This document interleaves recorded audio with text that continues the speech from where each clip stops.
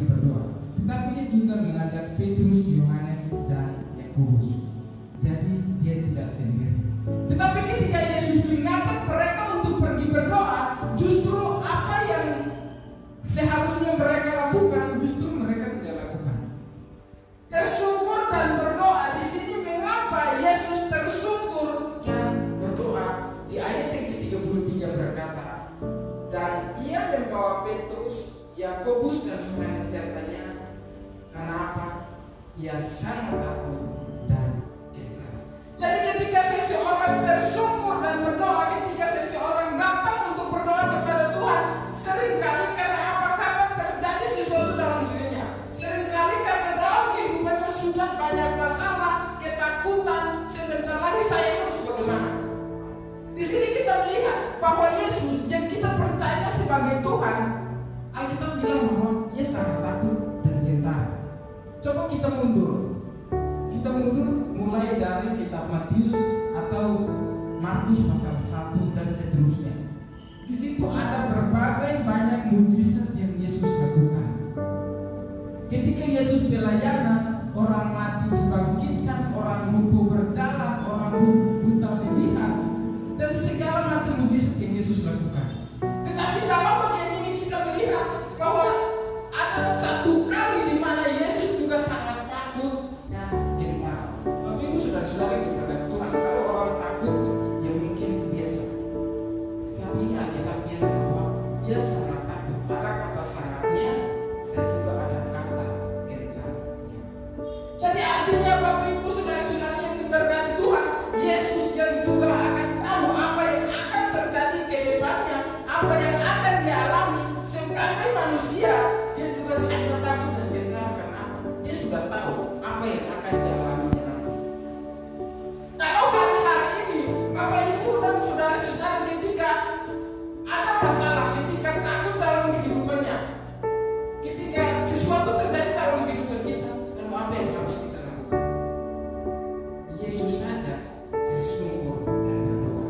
Masa kita tidak melakukan hal seperti itu? Masa kita datang mencari pertolongan kepada manusia, atau datang kepada nenek moyang kita dan minta pertolongan? Bapak Ibu saudara-saudara yang berkata, ketika kita merasa takut dalam kehidupan kita, mari datang kepada Tuhan dan kita berdoa. Lalu yang selanjutnya Bapak Ibu saudara-saudara yang berkata Tuhan, apa yang harus kita lakukan? Mengapa seseorang tersungkur dan berdoa di hadapan Tuhan? Di sini saya berikan selanjutnya adalah karena sangat sedih. Saya melihat dari bagian ini dari ayat yang ke-34 berkata, lalu katanya kepada mereka, hatiku sangat sedih seperti mati rasanya. Tinggallah di sini dan berjaga-jagalah.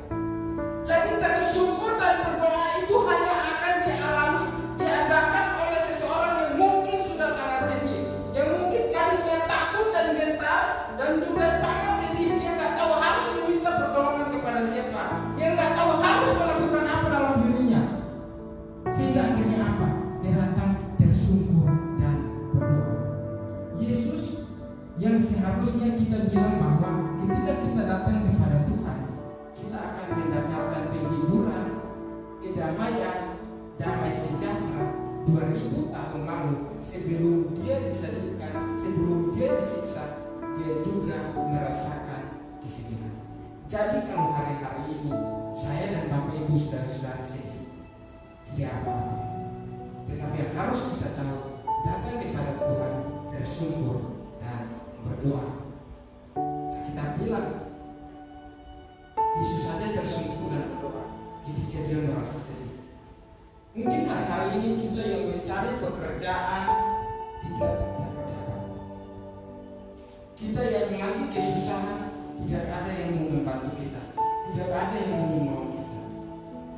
Saya bilang kepada kita, datang kepada Tuhan, tersungkur dan berdoa. Tuhan pasti akan menolong saya dan Bapak Ibu saudara-saudara. Di sini yang selanjutnya, tersungkur dan berdoa. Mengapa seseorang datang kepada Tuhan? Mengapa seseorang tersungkur dan berdoa? Selanjutnya ya maju sedikit, merebahkan diri ke tanah dan berdoa supaya sekiranya mungkin saat itu berlalu daripadanya, sekiranya mungkin masalah atau peristiwa yang akan dialaminya itu berlalu daripadanya. Di sini bersyukur dan berdoa supaya masalah bisa cepat diselesaikan, sehingga di situ ada kata saat itu lalu daripadanya. Jadi Bapak Ibu saudara-saudara yang diberkati Tuhan, ketika kita bersyukur dan berdoa supaya apa? Kita dibangkitkan dari ketakutan, supaya kita tidak merasa sedih, tetapi juga supaya masalah persoalan yang sedang kita alami, yang sedang kita hadapi bisa cepat diselesaikan, atau masalah tersebut atau posisi keadaan yang kita alami itu bisa cepat pergi dari kehidupan kita, bisa cepat berlalu dari kehidupan kita. Yesus yang kita percaya sebagai Tuhan, ketika dia tersungkur dan berdoa, dia minta bahwa sekiranya saat itu berlalu daripadanya. Sehingga kalau kita melihat di ayat yang ke-36, Yesus bilang, ya Aba, ya Bapa, sekiranya engkau mengambil cawan ini daripadaku, tetapi bukan kehendakku yang terjadi, tapi biarlah kehendakmu yang terjadi. Ketika kita datang berdoa kepada Tuhan, ketika kita tersungkur di hadapan Tuhan, mungkin yang kita minta supaya apa? Supaya masalah kita cepat selesai.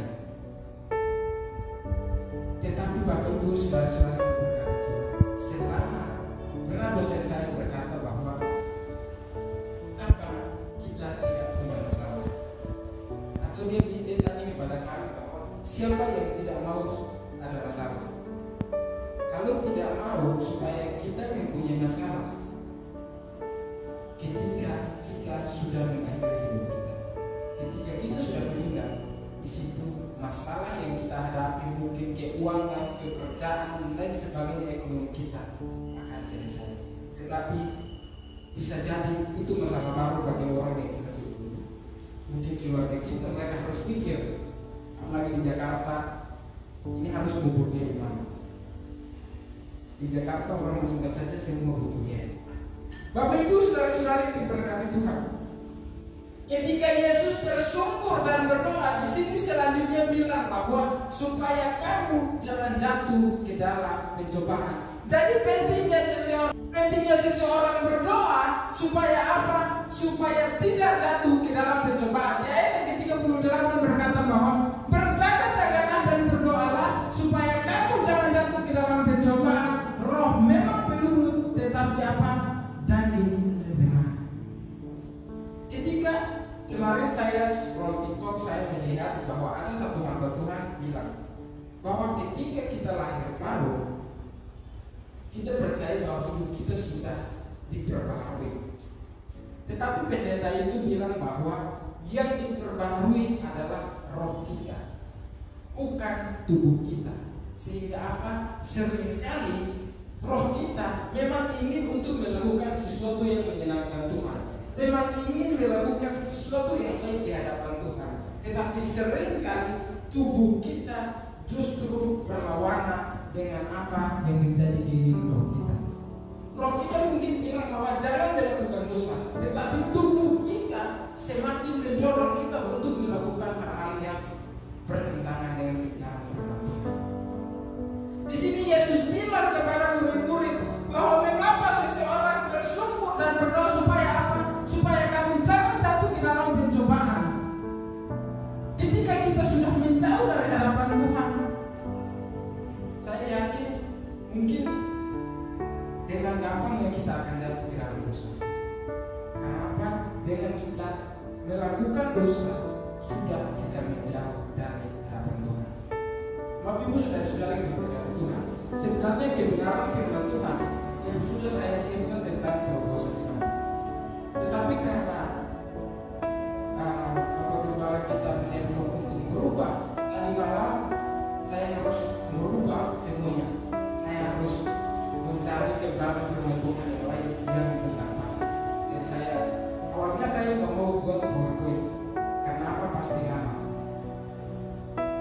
Tapi ketika saya tulis di buku, justru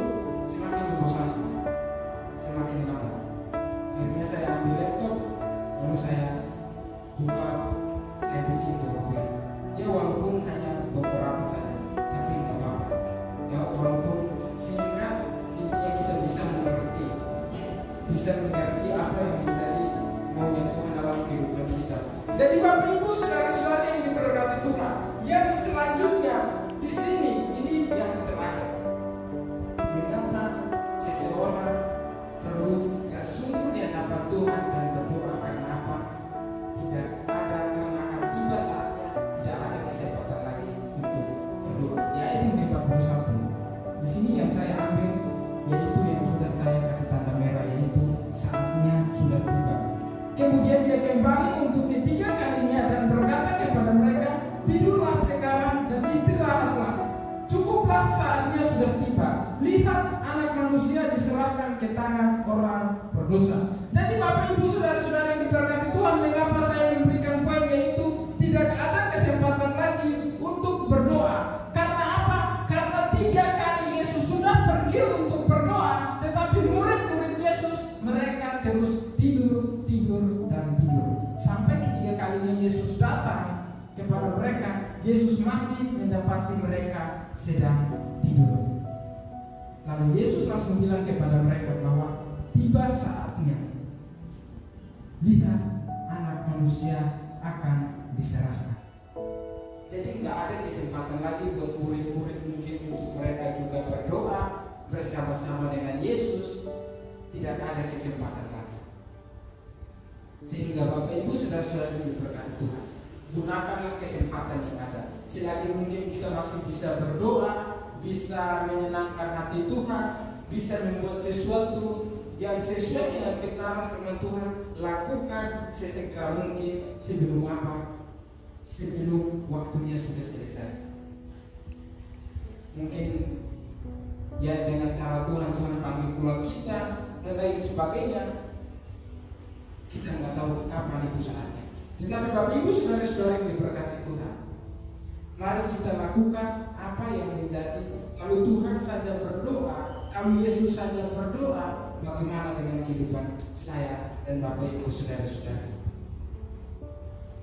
Dia berdoa sampai ketiga kalinya. Murid-murid tidur sampai ketiga kalinya, sampai mereka tidak mempunyai kesempatan lagi untuk berdoa.